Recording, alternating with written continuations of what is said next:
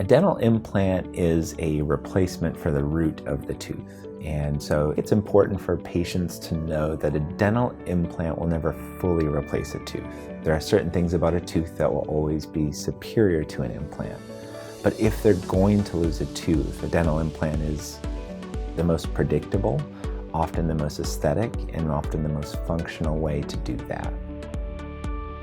Very often what we're doing is taking the tooth out and placing the implant on the same day. In some cases, we're even replacing the tooth on the same day, which is great for the patient. More often than that, though, we're taking the tooth out, placing a dental implant, and the patient typically waits 3 to 4 months before they're able to proceed with making the tooth on top of it. The process can be longer if the patient needs more complex procedures like bone grafting or sinus grafting, and in those cases it may take up to a year. Nothing in medicine is a guarantee, but generally between 98 and 99% of dental implants heal the way we want them to. A person can chew normally, brush, floss normally. It also helps to hold the jawbone in place so that there's not a deterioration over the life of the patient.